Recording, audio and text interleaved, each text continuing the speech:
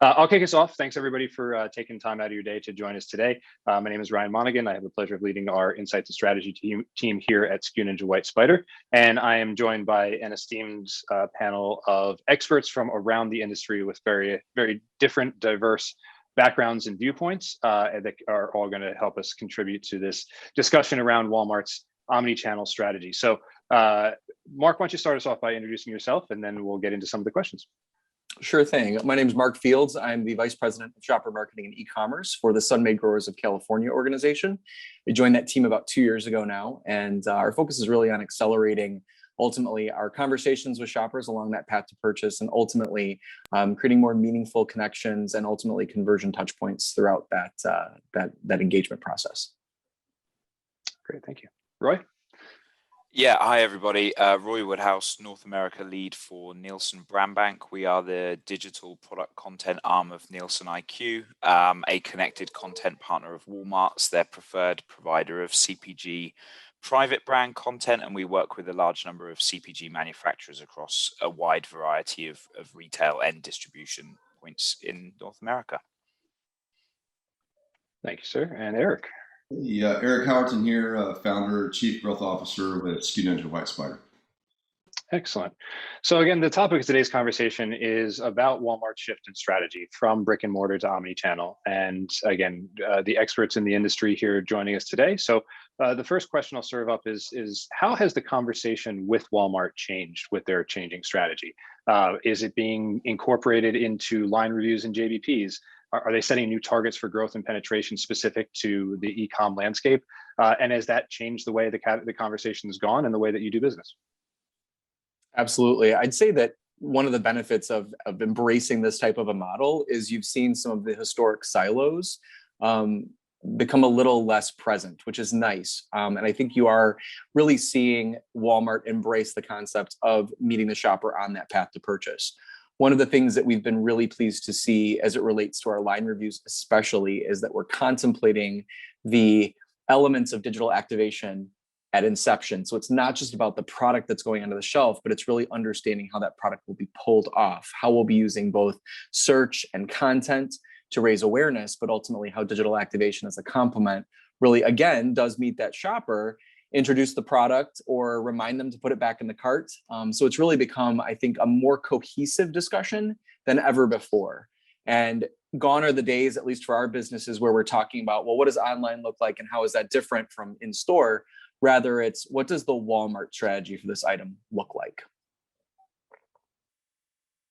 I'd also say, as it relates to JBPs, because I know you asked that question as well, it's also getting baked in at the more macro level, which I think is nice. Line reviews are great because I think it's really kind of mapping out what the next fiscal year is going to look like as it relates to assortment and activation to support that assortment. But from a JBP perspective, what's nice is that we're having conversations about the strategic longer term implications of engaging that consumer in an omni-channel fashion. Sometimes that fuse can be very long.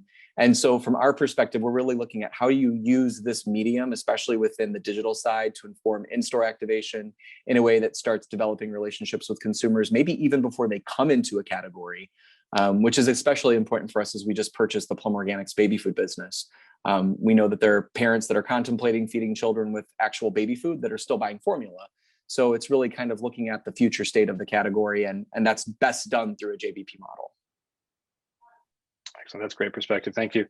Roy, Eric, anything to add to that conversation? I know that was fairly supplier focused, but Roy, do you have anything to add? Yeah, the only thing I would build on that, and I think Mark touched on it himself, is that it feels almost counterintuitive to say this when talking about kind of Walmart in particular, but collaboration has been something we've seen a lot more of. You know, these guys at Walmart are having to take on areas of responsibility that previously they're maybe less comfortable with. And I think that's led to them leaning on the experts perhaps more than we've seen in the past. I certainly think that the digital space throws up unique opportunities and unique challenges that don't exist in the physical store environment. It's a much more democratic playing field, and Walmart are kind of fumbling in the dark as much as a lot of other retailers and manufacturers, as well as, you know, content providers, to try and figure out how do we optimize that, how do we make sure that, you know, products are discoverable, they're represented in the right way, and that shoppers are receiving the message that the brand owner wants to deliver. So I think that's led to a real shift. And, you know, where Mark talks about a uniform strategy, I think that's been really evident when we've got brands coming to us, when we've got Walmart coming to us saying, we're trying to activate this in store, how do we make it work online? And that's been really encouraging. And I think it's showing that Walmart are certainly seeming much more forward thinking than, you know, maybe even a year, 2 years ago. And Eric, I know you've dealt a lot with some Walmart merchants on this topic. Has your experience been the same as what Mark and Roy just shared? Yeah, I mean, I think the only thing I'd add is that there's just significant amount of opportunities right now for suppliers to engage in more JBP conversations, and it's a pretty massive world when it comes to omnichannel, right? And so I think there's a lot of areas to play. You know, it seems that historically there was, you know, more of one JBP type of avenue to go with merchants and with suppliers as well. But in this particular space, there's so many tentacles that are out there, not only just in Walmart's ecosystem. So once a customer or shopper has landed within the Walmart properties, you know, there's hundreds, if not thousands, of ways to improve that in that shopper journey experience, wherever that transaction may be taking place. But then you go outside of that world into the Google space, you go into the social space, anywhere that shopper journey begins. I mean, there's just so much areas to kind of continue to perfect as Walmart and as a supplier to Walmart. So it's really encouraging to see that. With greater access becomes greater responsibility to curate that content in a way that attracts that new shopper and converts your traffic into sales. Definitely a difficult thing to put your thumb on, but that sounds like everybody's making great progress towards that and has really good strategies in place against it. How has this transformation changed your competition? Are there different brands that you compete for share of category with in store that you do online? And how has that changed, Mark, the way that you sell raisins and now baby food? And Roy, how have you seen the suppliers that you are shepherding content from into the retailer space? How has that changed their competition? I would say from a competitive perspective, Sunmade has long time, been a leader in the space of dried fruit specifically. So I'll speak to that primarily. I think one of the things that we've found in speaking to our consumers and ultimately Walmart shoppers is we are a tried, true, and trusted solution for snacking. But staying on the list, especially in today's environment, can be challenging. And I think that's the benefit that we've seen in investing in a content search display, what I would call a connected commerce strategy, is that we have the capability to get on the list and stay on the list. So for us, it's not so much that it's competitive leakage to other, retailers or even, I would say products or categories. It's more a matter of just staying top of mind and ever present and reminding the value that, our solutions bring to the pantry and ultimately to the consumer's lifestyle, in this case, the Walmart shopper's lifestyle. And I think that's been the beautiful piece of really re-looking at how we contemplate that connected commerce support model and again, change that conversation with the buyer. Yeah, and I would just build on that to say, I use the word democratic space to talk about digital previously. Some of you might think that's a pretty utopian view. But, the reality is that, and to divert from Walmart very briefly, the majority of searches on Amazon are unbranded. People are searching for products that meet their needs rather than specific brands a lot of the time. And if you're not representing your product in a way that means that is discoverable, you are putting yourself at risk of being outperformed by brands that maybe can't reach the same audience through a brick and mortar experience. So, Mark referenced dietary requirements. A lot of people are sat at home during the quarantine eating too much and are now trying to fulfill a certain dietary lifestyle. So make sure if your product fits that lifestyle that you're making that clear and discoverable to your shopper. Yeah. That's a question that I get all the time. What are the attributes that are hot in search right now? And how do I make sure that the algorithms are identifying my products that have those attributes correctly and then prioritizing them in search? Roy, I know Nielsen just made an acquisition of Label Insights. So obviously you are front and center in this space. What do you see from the attribution space and converting those physical labels to digital assets? Where is the future in that? Yeah, I'm not here to promote the latest Nielsen acquisition, but it's a very exciting one for us. I think health and wellness is top of mind for the majority of retailers in regardless of channel right now, and I think traditional basic information doesn't necessarily provide everything that a shopper needs. So personalization is going to become more and more important. And I think it really goes back to more is more. So make sure that those claims are available, make sure that those claims are discoverable. If it's not on your product packaging, if you haven't put it into GDSN or through whatever provider you use or whatever upload mechanism you use, make sure that everything you want to convey about your product is made available. I also recommend consulting with the experts. So we've got obviously Nielsen on the call, we've got White Spider on the call. There are a number of other great providers in North America.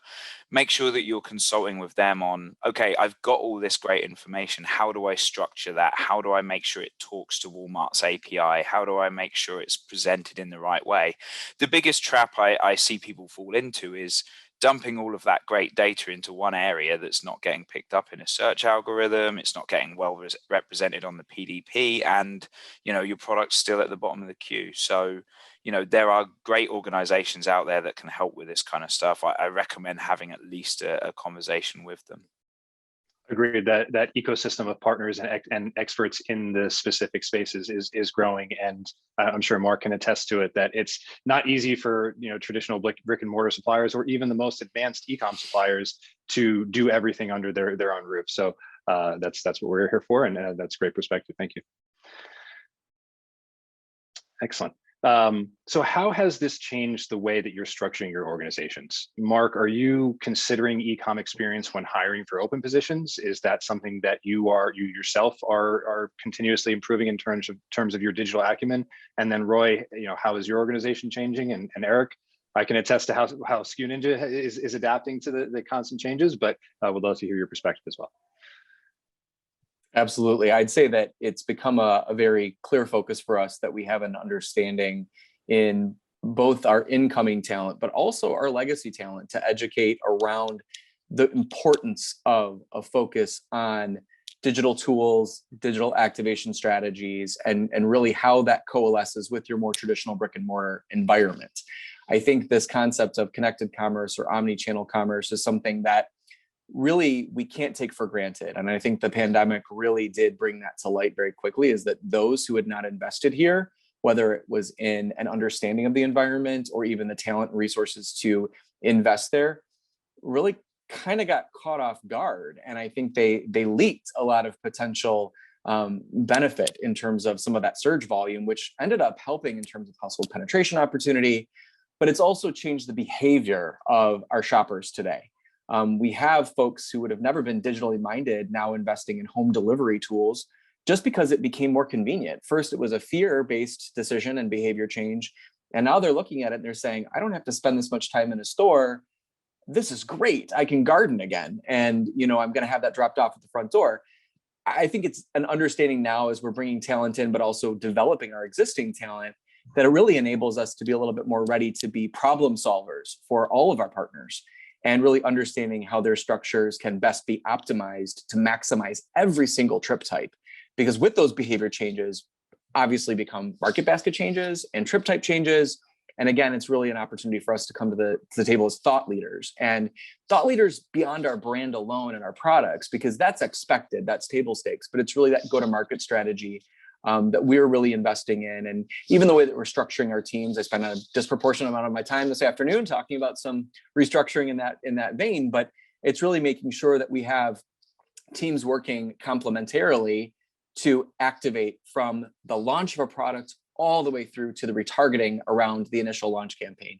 And I think that's something that we'll continue to invest our resource, time, and energy into.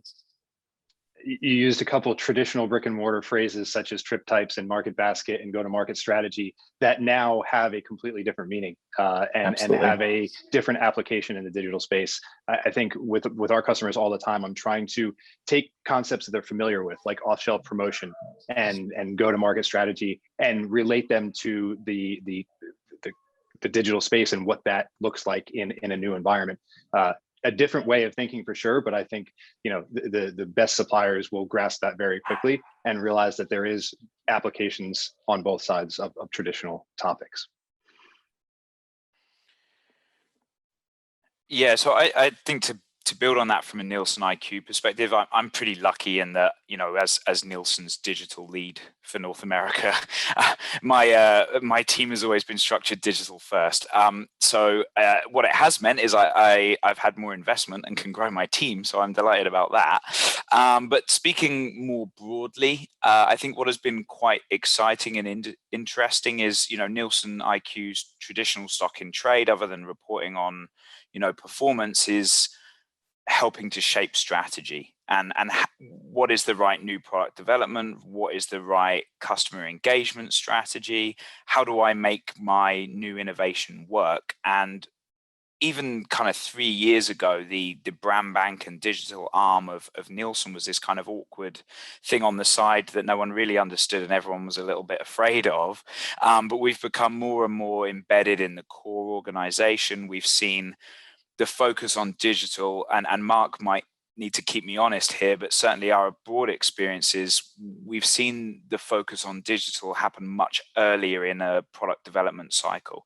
So when people are thinking about activating NPD, it's not just how do I get it into the store, how do I make sure that we've got the right activation in store to drive people to the shelves, it's how do I drive people to the digital shelf, how do I make sure that I maximize conversions online and through every channel.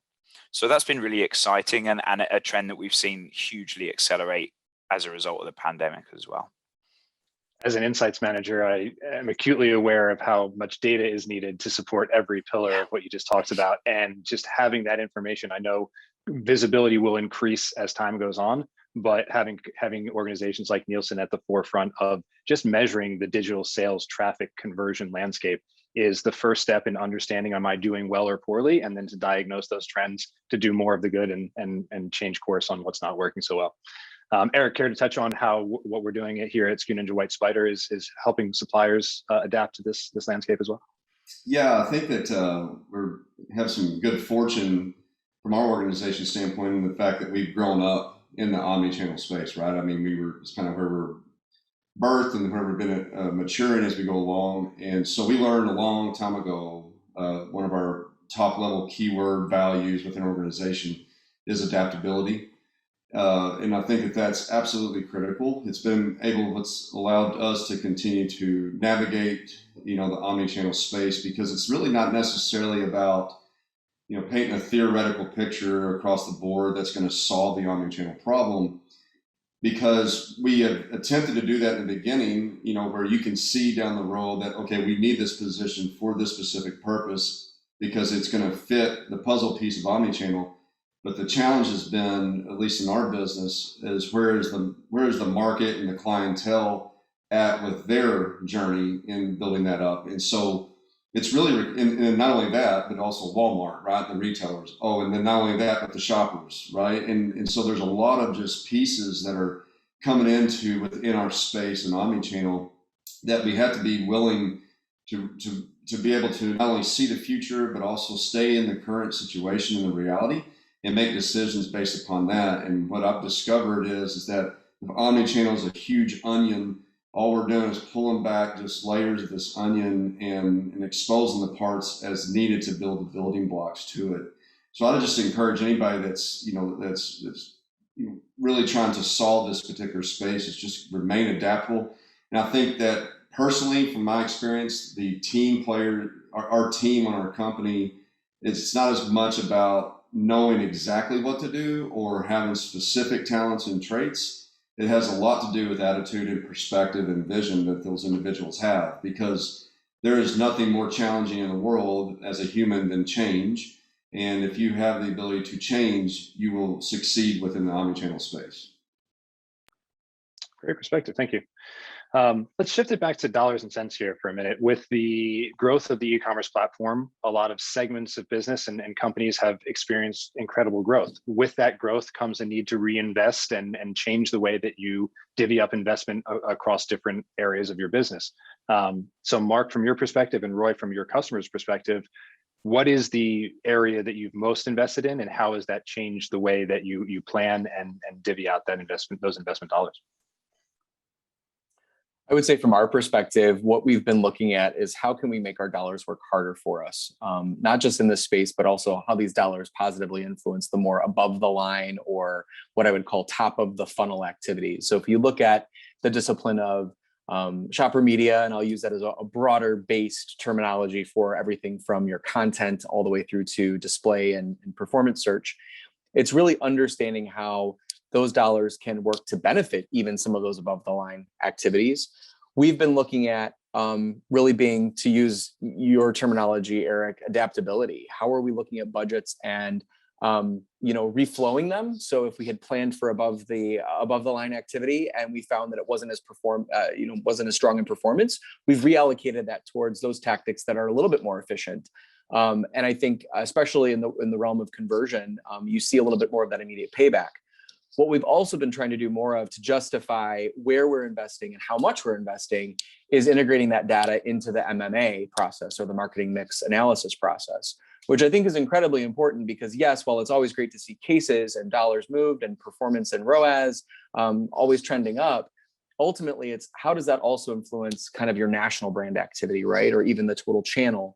So really, I think taking that insight is a great way to truly analyze your return on investment. But for us, we've been really looking at the budget as much more holistic, and therefore I think bringing other folks to the table. So our sales team, as far as the trade budget is concerned, our marketing team, as far as the above the line activity is concerned, and making sure that we're firing on every single piston. And I think that's where we're seeing more impact. And it's in that we're able to go back to leadership and ask for incremental dollars, because it's paying back. And I think that's the key component, is how are you taking your return on investment analysis and leveraging that to source more funds or spend them differently if they've already been allocated. And then I would just say on the other front, it's really, at least from our organization's perspective, embracing a concept of test and learn or fail forward, whichever terminology you want to use, and understanding what the pivot is from that. So if you tried something and it didn't work, diagnosing why it didn't work, and had you done something differently, what dollars could you put against it to course correct that? And we've done several campaigns in that fashion, and have seen consistent improvement to the tune of sometimes up to 15x ROAS. So that, I think, for us has also been very instrumental in not just making the argument for the funds, but securing the funds as well. That's a great perspective. The idea of, if you prove that the dollars return more dollars, you will continue to get that investment. That's a tried and true practice that will never go away, digital or brick and mortar. Roy, how are you supporting the suppliers that you deal with change that strategy and their investment outlook for the new digital world? Yeah, and I think it's a really good question. And our experience has been that there's still a good amount of tension between risk and reward with digital. I think a lot of this shift in investment requires a big shift in culture as well. A lot of manufacturers have been doing business a certain way for a long time, and convincing senior stakeholders that are used to certain ways of doing business, of investing dollars in new and emerging technologies, is something that requires a lot of I guess a very compelling argument has been our experience. So I think it's really refreshing to hear Mark and talk about that kind of test and learn and fail forward approach. We've seen a real split among manufacturers that we partner with, and it's great to hear that your organization is taking that stance. We've seen people that are willing to try innovating with new things, but we've seen an equal number that are terrified to throw money at digital without really knowing where they're throwing it. So we found that the emergence of some really great e-commerce analytical tools have helped with that. So, you know, track your performance over time, get a true picture of what is impacting your performance one way or another. Look at it holistically across the category, not just at a UPC level, because there's a whole host of reasons a product could trade up or down on an e-commerce platform in any period of time. So, you know, you need a broad perspective, and use that to build a compelling case to say, I truly believe, and the evidence shows, if I put my money in paid search, if I put my money in content, if I put my money in X, Y, and Z, then I'm going to see a return on that. So there are ways and means, but you know, if you work for a very forward-thinking organization such as Mark's, then great, go ahead and test and learn, because that's the only way you're going to build a strategy. Excellent. I appreciate that perspective. We have our first panelist question of the day, and this one goes to Eric. And as a former seller of candy and impulse-related items, I couldn't have written this better myself. The question is, how would you go to market with impulse buys since more people are not in stores? Changing from retail marketing to shopper marketing, Mark, definitely, you know, in your wheelhouse here too, in the snacking and dried fruit category. And how do you drive that awareness to consideration to conversion? I'm sure it's different than it was 10 years ago, but can you give us some perspective on recommendations to do that in today's environment? Yeah, so I can take that question, because I think I go back to my earlier comment about trip type shifts. One of the challenges that I had given some of our team was, in an era where people aren't getting into stores as often as you'd like them to be, and in an environment where we actually have some impulse items ourselves, really focusing on that product content optimization and really promoting those items through, whether it's the sponsored search tools that you might get with Walmart Connect or just your organic search optimization. These are things that I think really do elevate your products to become more impulse oriented. And I will absolutely, as a partner of White Spider, give a shout out to Ryan and the team, because you know, Easter is a critical time for our business. While we are not a traditional confection, we consider ourselves to be a permissible indulgence, especially as it's related to our yogurt covered items, because they're whole fruit based, but they have, you know, that sweet, decadent experience of that yogurt covered. And if you haven't tried them, shame on you, but they're Easter basket stuffers. And so we were really looking at not so much the product and promoting it, but the mindset, the moment of people saying, oh, geez, it's Thursday night. I don't have my Easter candy yet. I need basket stuffer ideas.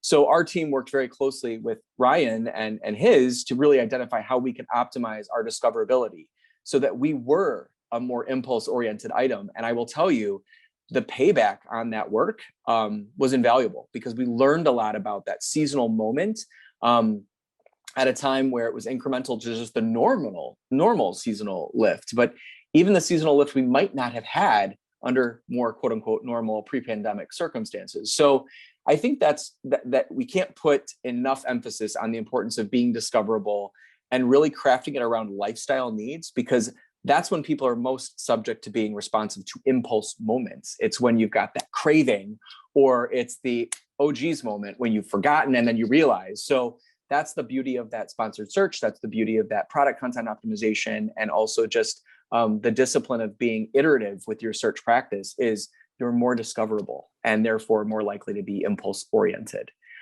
That's at least been our experience. And I'd say it's been proven out. And again, thanks to White Spider for that help, because it was quite frankly an aha moment for us that, we were looking for and were able to achieve. You know, Mark, I'll kind of go on top of that too. It's, you know, on the organic side, just like you're saying, you have to have your listings, even like what Roy was talking about earlier, all your attribution, all your content, you got to be really stellar. So that way, when the impulse moments start to come in the season that they're there, that your items are being able to be discovered, right? Because we all experience this just subjectively. Like when we're looking for something or when we're thinking of something, we expect the robots to deliver that answer in a split second. And if the robots can't do that, we're Audi 5000 heading out somewhere else, or we've completely forgotten about what we were just thinking about. So you got to make sure that your foundations are set correctly, and then you expand that and go even further long tail so that you are appearing higher to make sure that you're the first thought on that click. And then I would also like to echo about Walmart Connect. I think that what they've done an outstanding job, right, over the last couple of years, really trying to, launch new programs, new ways for suppliers to interact with the shopper, and to be there and be present, in a paid model, in different areas and channels within the ecosystem, which hence is the reason they changed their name to Connect, right? They're really wanting to make sure that they can, that shoppers at the end of the day can find what they're looking for with superb convenience and ease, and that's all part of it. So I would say, to answer that question, in today's time, these are great solutions. I would also say that Walmart has a responsibility as a whole to try to figure out more about this impulse scenario as well, right? Due to the omni-channel transactional environment, right? I mean, I'm sure that the impulse aisle in store wasn't the first thing that was in a store when Walmart started, right? It was something that was developed over time, perfected over time, as they learned more about the way that shoppers are trafficking through the stores. And oh, wow, if we do these things, then they're more apt to purchase while they're going through the line, right? Same thing is occurring in omnichannel. We all have to keep in mind every day that we're living amongst probably the largest retail revolution in history that's ever been here before. So there's still things to figure out from Walmart's end, and I have complete confidence that as we continue to go down this path of omni shopping experience and omni retail, that there will be more opportunities that present themselves to capture those impulse moments. Exactly. Couldn't agree more. Another question coming in here about the effect of the pandemic on basket size and impulse purchase. And the direct question is, are consumers buying larger baskets coming out of the pandemic? And is Walmart doing everything they can to encourage basket building? Mark, building on your comment about paid search and that being a great tactic to add incrementality to your portfolio, getting customers to switch to your brands or add another one of your brands to the basket, utilizing paid search to put those items in front of the consumer that would not have been organically prioritized, using that investment to drive that incrementality is a huge focus of what we're doing here. I will say, from a Walmart standpoint, there are different ways that Walmart is going about recommending add-on items. Before you check out on OPD today, there is a last page that says, hey, did you forget any of these things? It's called the stock up page. And we've seen incredible results from that. But that's just my perspective. Mark, Roy, have you seen basket? Roy, hopefully you can maybe speak to how basket sizes have gone up or down coming out of the pandemic. Not to put you on the spot there if you need to query a database to get that answer real quick. But Mark, have you seen similar tactics play out for you in terms of building that basket and adding on items? I'll let Roy go first and then I'll build. You have put me on the spot. I'm not going to scramble to find the relevant deck, but the trend across CPG in North America has been that basket size has been up. The types of products that are filling baskets has shifted as well, and we are seeing more impulse purchases through digital channels than previously. It still is a smaller percentage of overall basket, a small-ish percentage of overall basket size, but the trend is up. It's stayed up as well as the pandemic has eased. I think the figures that I do not have in front of me show that, that trend is not slowing as the pandemic slows, which I think should be considered a really encouraging stat for anyone on this call, and should encourage people to continue focusing on that channel as a result. I will share the relevant information with Brooke to send out as part of the speaker notes from this. Absolutely. And if you need stats on your specific category, work with Nielsen IQ to identify that, because it is, again, the data is out there somewhere and we all need help aggregating it and deciphering it and developing a strategy against it. So sorry to put you on the spot there, Roy, but well answered. Mark, any builds on that? Yeah, the build I would say is, I'm glad you went there because, that's been our experience. We have seen some nice improvement in market basket performance, but I think what's been fascinating for me to watch is the pace, especially with new household penetration that we've experienced. It's been interesting to watch the pace at which the basket and the what sells with my item has changed. And I think that has been fascinating, specifically from the perspective of we're consistent and we're selling with our items, right? So we've got those multiple purchases that are going on, but we're also seeing some differences in the types of folks that are coming in based on those purchase behaviors. I'm a little bit of a nerd because I like to do the decoder ring thing in terms of what those descriptions mean when you look at retail link data. But it's been really interesting to see how there's definitely a shift in the way that people are using our brand and other brands and kind of recrafting their day to day with some of these pantry essentials or fresh essentials that play nicely with pantry essentials. And, whether it's, you can tell they're making recipes, or you can tell that they're building different types of lunch boxes that look more like charcuterie boards for kids. It's just been really fascinating to watch how that data can then be used to inform, okay, how do we pivot our content strategy from a lifestyle and imagery perspective?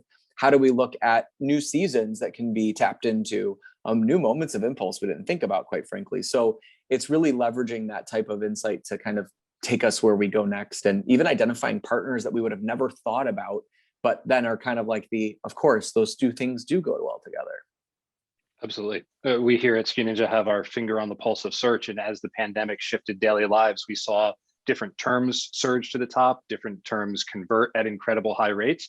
I think everybody, experienced the run on toilet paper and household disinfectants and cleaners, but then there was the gym equipment. And then there was, oh my gosh, I need a desk to work from home. And then it was, wow, I'm locked in the house all day with my dog. I should get him some treats, him or her some treats, and take care of my pets. So yeah, definitely. I think we can all have our own individual lens on that, but understanding how the general public is interacting with search engines is an incredible thing to add to your toolbox. So on that note, another question from the audience is, how do you make the shopper experience more personal? I would say the first answer to that is understanding who that person is, right? And you do have to kind of start at the top of the funnel and work your way down and have a different plan for different segments of the general population. But it all starts with awareness of what that shopper wants, working with partners that, some of which are represented on the phone here to understand it and then put a plan in place for it. Mark, how has your shopper changed over the pandemic? I think you mentioned some of the things that they're doing and using your products differently. Are you actively pursuing anything to make the shopper experience more personal with Walmart? Absolutely. I think, if you look at just kind of the evolution of content online, it's always been about making sure that you've got the right presence of your brand and the packaging, and it's evident what it is you're selling. And I think what we're starting to see is some of the most engaging content that we're putting out there is very lifestyle oriented. It's the enjoyment of the product in the moment, or a snapshot in time. That was especially true for Halloween this year. It was very different across the United States. The behaviors that took place in Cincinnati, Ohio were very different than those in New Jersey, very different than those in Michigan and in California. But what we tried to embrace was just the spirit of what Halloween is, which is it's loving the fun of the spooky season and, the goodness of a sweet treat and, dressing up in a costume. And so we made sure that, even though we had some good social distancing with the folks that were in some of the lifestyle photography, you could tell they were all from the same family. They were enjoying the Halloween season. They were dressed up in their kitchen, eating those sweet treats, and I think that, quite frankly, we sold out of our Halloween seasonal. I think we launched in August and we were sold out by Halloween. So I think it was really, quite frankly, a testament to the fact that people want to see the enjoyment of these products. And again, the inspiration, because let's face it, we rushed out, we filled our pantries, and then we started getting bored of what we were, eating or working out with, or, you name it. Our dogs got sick of the treats that they were eating. So people are looking for more inspiration. And I think it's a chance to, again, leverage that content that can be, that last moment that just compels them to make the decision, or factors into some of the organic language and copy that's being used to pull people in via the algorithms. But I think we can't deny the importance of lifestyle as, really driving relevancy for today's shopper. I would, Better. I get excited about this question because, often we'll say that, Google is really the world's largest focus group, right, of shoppers. There's so much data behind it, right? And you actually know how many people like certain things and what they're really looking for. And they're asking specific questions about specific products that they're most interested in knowing more about. So, we have one of our tools is Top Shopper Questions that really delivers these top questions that shoppers might be asking in relation to some sort of insight category that might be out there. And we always advise, look at those questions and start creating video content. But it's basically your editorial guide. I mean, it's you don't even have to really question on what should your video include, but also restate that question, right? So that you're speaking to that shopper. We can get really close to the to the main questions that a shopper might be asking, through that type of intelligence, and it's available to us. But then the hardest part is applying that, right? And it really cuts through a lot of theories or creativity or some sidebars. I mean, start with those and expand out. And I think it also goes into the previous question about increasing basket. I think that there will be a time when as the supplier community and as Walmart and everybody's adjusting to the omni kind of chaos that's going on with all the evolution of everything, but we should be able to start seeing suppliers working together that have complementary categories to basically encourage a basket, recommended by a group of suppliers with complementary content that's going across multiple pages. So, it's kind of like, if you go into Walmart.com and there's products that shoppers also like, there's ways within the product detail pages to control that particular experience. Today, it's more about, it's about my product and my other items that are related to it. But why not my product and other items that are related to the same basket that can go across multiple PDPs? Then you have video content, you have recipe books, you have ebooks. Content is king, and it's really educating that shopper, and they're able to build their own basket based upon the expert perspectives from Google, but also the suppliers and brands themselves, who are the most intelligent when it comes to these items. I couldn't agree more. Another question here about solution selling, and Eric, what you're talking about is, you can use content to create cross-category promotions in the digital space. In the physical store, you need to build a display and ship it in and have somebody set that up and have the store manager give you permission to display your products there. We've seen numerous examples of creating cross-category or solution sets within the search engine, and using content and the attribution of your product to create those micro categories or even mega categories. We've worked with Mark talking about how can we get raisins out of its aisle, quote unquote, and into the snacking solution. And that is all done via the algorithm, via the guidelines that are set, how it looks at your items and says, these items should be included in the snacking query. And those are the types of questions that we help answer. And I think the most advanced intelligence suppliers are thinking about, how do I create those category connections in the digital space? Because it's a blank slate. So it's really interesting, and excited to engage with some of you on that topic. So we're nearing the end of our time together here today, and I think I've answered a lot of the audience questions. So let's end by focusing on high quality content. It's a buzzword, obviously. How has content creation and curation strategy changed over the past year? And what have you learned about it? What have you learned about the digital shopper? What have you learned about your organization and how you get those assets? And what have you learned about how to get them uploaded on Walmart.com and make sure they stay there? It's all part of the journey. I mean, I can take that one. I think one of the things that kind of is an echo of my previous diatribe was, it's the lifestyle piece, right? People want to tell you why a product or a brand makes sense for their lifestyle. How is it an echo, a reflection, or an aspirational moment that they want to bring into their purchase funnel, or for that matter, stay on their shopping list. And I think that, the other piece of it too is it's not just about, as in the case of food, which I'll speak, ad nauseum to, because I'm a foodie. Sometimes it's just kind of tapping into the ethos of the moment. And so I'll use a back to school example for us is, oftentimes it's all about the pencils and the notebooks and it's the snacks. And, we think about building the lunchbox, but we don't think about some of the more core emotive pieces of back to school. So this year we actually engaged with an author illustrator who had a 3-book series that had distribution at Walmart as well as other retailers.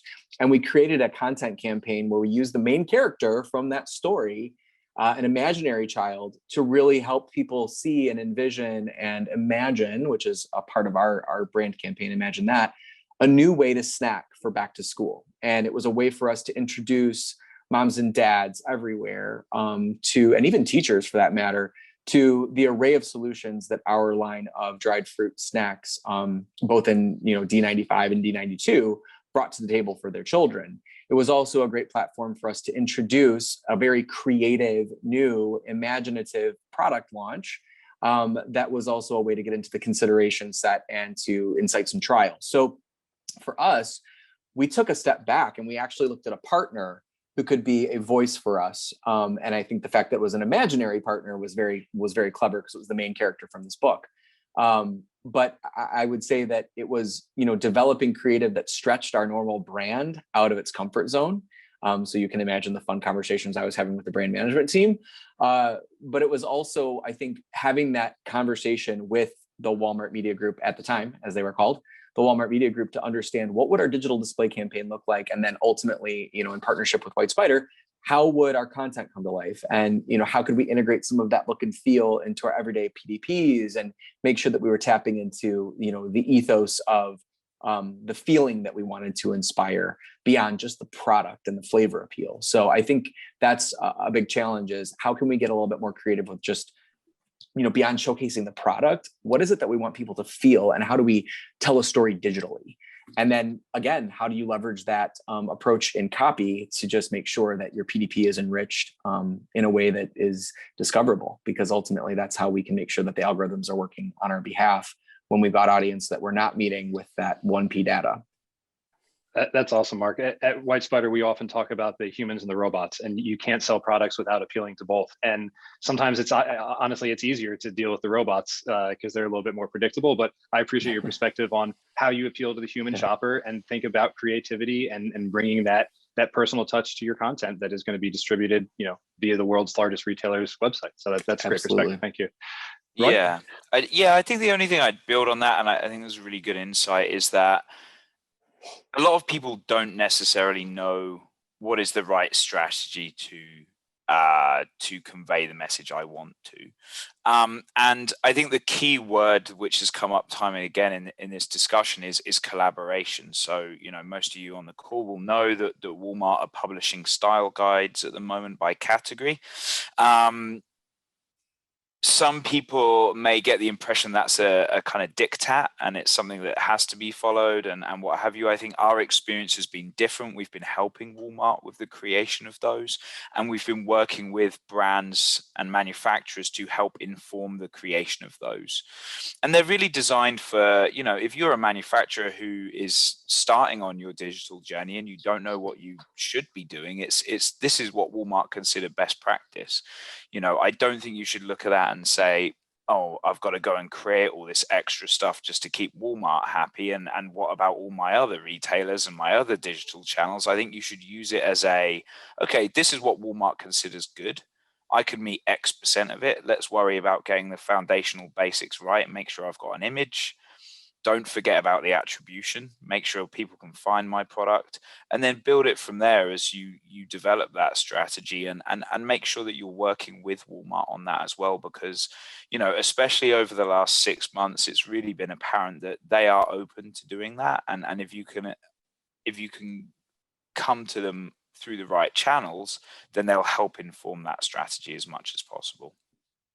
I couldn't agree more. Quality content is one of the biggest pieces of foundational excellence that needs to be built across the board. And while Walmart may be dragging some suppliers kicking and screaming through these style guides and their quality score measurement, it really behooves everyone to invest in good quality content, because it will turn traffic into sales at a greater rate, and it will get more eyeballs on your products, and that's the name of the game in selling. So and trust me, we've had manufacturers tell us, well, we hate these style guides, we want to do something different, and fair enough, we'll take that message back to Walmart.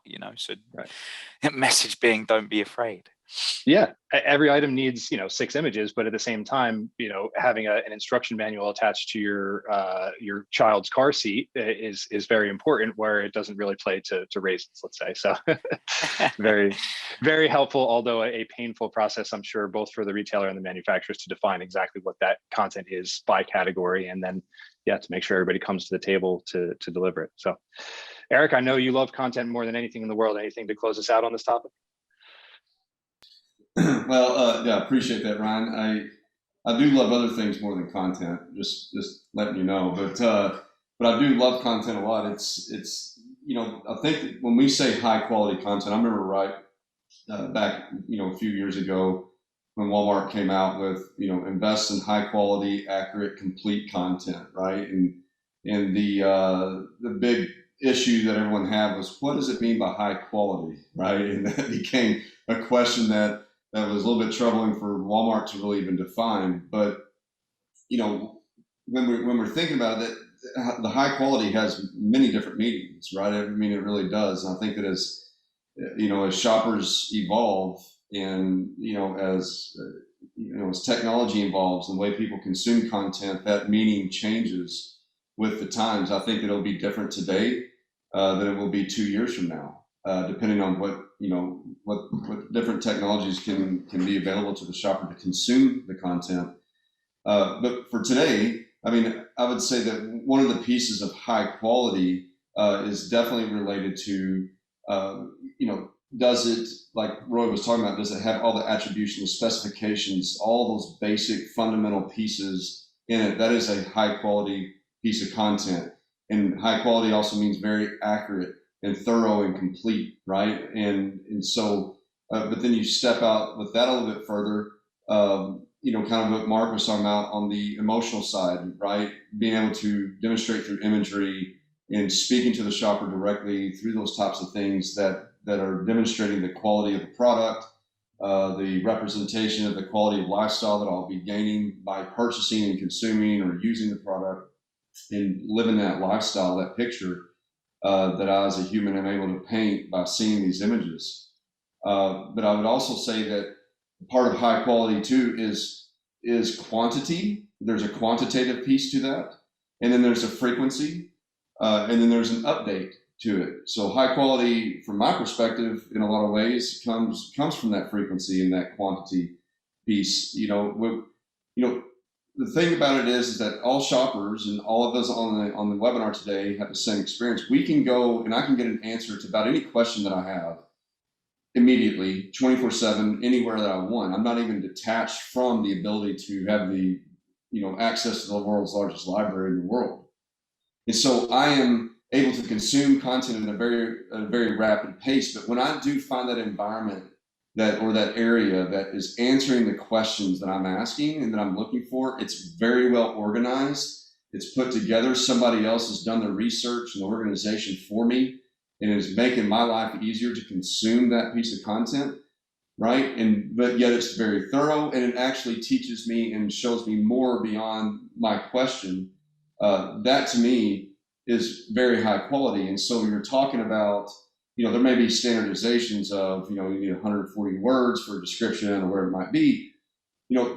Just meeting those minimum requirements is on your way to high quality. But think about, like, what can you do to further educate the shopper, right? With more descriptive content, more questions to be answered, really guiding them through and becoming the librarian for the library that they're using, right? And being able to answer all those questions, even questions they didn't realize that they had. And so it's a never-ending race. And look, we're going to have VR and AR and all these things mixing in between, and drones flying. I mean, it's happening. We've been talking about it for a long time. But all this stuff that we've been talking about is coming to life, and we're seeing it tangibly. We need, and going back to the key word of adaptability, we have to be ready for that. Like, this is our world. It's not going to stop. And we have to be able to adapt to those things. And the terminology high quality will continue to evolve just as rapidly as the technology and the shoppers will, and the retailers. Well said. Thank you, Eric. Appreciate that.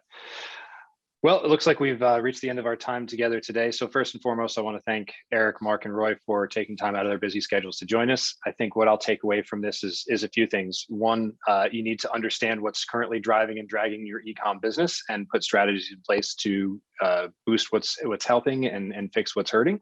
I also take away that it's important to know your shopper and how they're changing and how their needs are evolving in the digital space as well as in store. And then third, we heard this theme throughout the conversation, is collaboration. Collaborate with Walmart, collaborate with your internal teams, and be ready to change again. When the country starts opening back up and the world hopefully gets back to a more normal place, we'll be at a new place that we've never been before. So getting a note here from Brooke. So Brooke is about to send out a poll with some general audience feedback about your time with us today. Thank you to the participants that stuck with us through this hour-long conversation. It was, hopefully I took a lot out of it, and hopefully you did as well. And please reach out to myself, to Roy, to Eric, to Mark, to collaborate with us to understand your business, to keep your finger on the pulse of the digital shopper. And hopefully we can all regroup again here soon with much more year-over-year growth than what we're experiencing now. Thanks for your time, and we'll give you a few more minutes to answer the poll. Roy, Mark, Eric, any closing thoughts before we end today's session? Just want to thank everyone for the time. Ryan, thank you for moderating, and really appreciate it. Appreciate it, Roy. Thank you.